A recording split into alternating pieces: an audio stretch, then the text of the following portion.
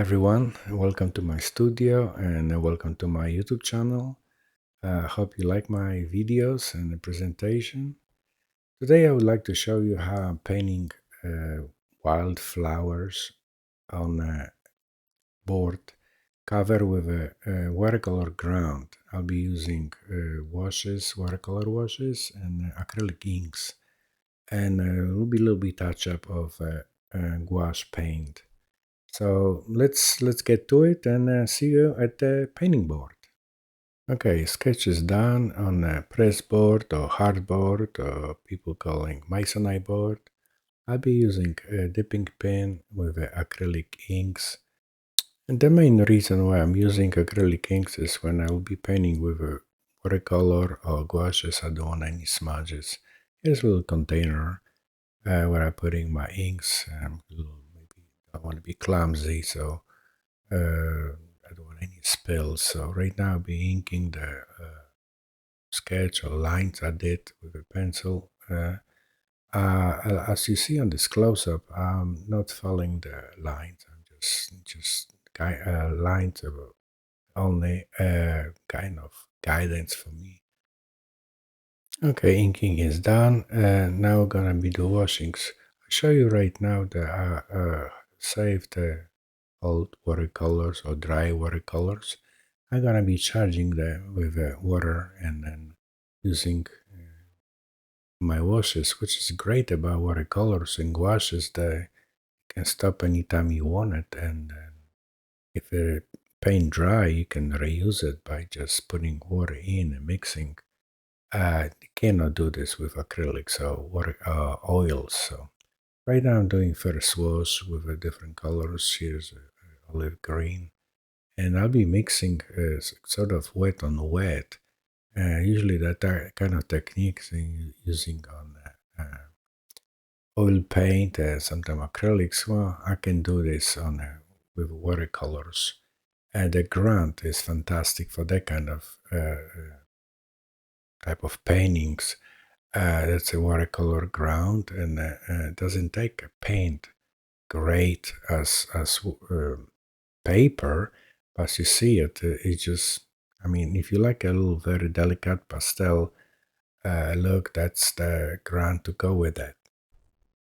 As you see, the paint is very wet and it start dripping. It's not like on a paper, but basically what I do in mixing is when it's wet and putting wet and wet is not exactly like you would do on a watercolor paper, but on this type particle ground, there's no problem. They're gonna be bleed together and they kind of give you this nice warm colors.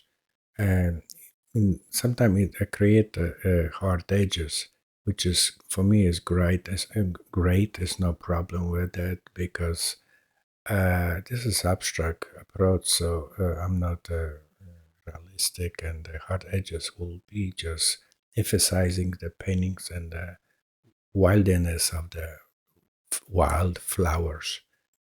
In certain areas, I want to use gouache paint because it's opaque, and I'm reusing old gouache paint, and I'll be using bristle brushes, which mainly designed for the acrylic or oil painting, but that would be like a dry brushings. And since gouache paint is opaque, that will allow me to paint on top of the watercolors.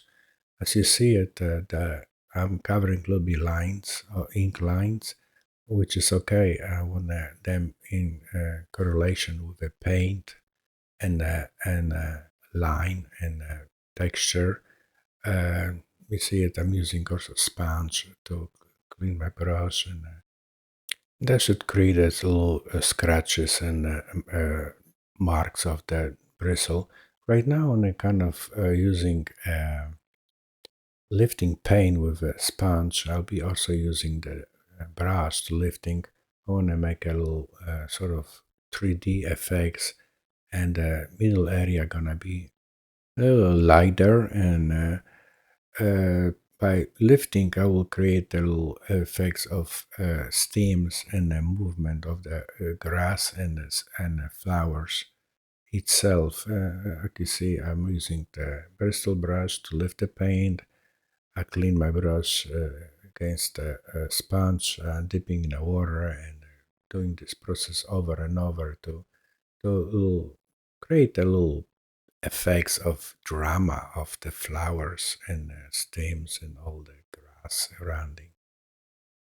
In this close-up, you can see it. I'm doing dry brush again. Add up a little bit depth to the uh, grass and the flowers itself to make a little bit illusion of the little movement. And you can see the scratches of the bristle brush. Okay, so lifting is done. Now I'll be hitting the painting again with the inks to create some more lines, and more lines. And there will be various thickness of the lines. Again, my dipping pen. Okay, let's do some inking. You see, I'm still using the little container so I don't spill my ink on my painting.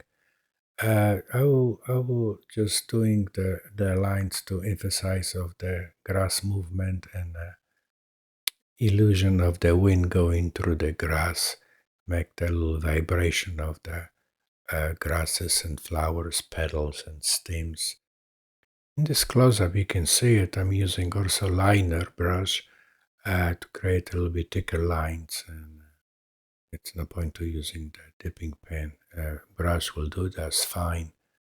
Also, I want to mention that as you see, I'm not following the lines. It's just like the lines are part of the painting, pencil lines part of the painting. So, and the paint and everything works together. Here, I decided to, for very thin lines, to use the fountain pen loaded with a gold ink. It's a watercolor ink, so it's just a little fragile if I'm gonna use the water again on the ink. But the lines are very delicate and you will not be able to see them from the distance, but they give the little flavor to the painting when you get closer and look at the technicality and just little movement, subtle. This is another fountain pen I'm using for the little paints. They're all the same thickness, it's just a little color. This one is a gold, and I'm using different color of inks and for the lines to give a little attraction, a flavor. As you see in the close-ups, there's a lot going on there. They give you this impression of the excitement of these little flowers, little movement. Just like being in a field and you see it, nothing is static. I think everything is moving, just kind of excitement. So the lines and the little paint lifting and all those things help me to create this effect. Well, painting is done. Well, some of my art collectors don't like it, exhibit paintings on the glass, so I'm using the medium, cold wax medium to protect the surface from the water and make it more permanent.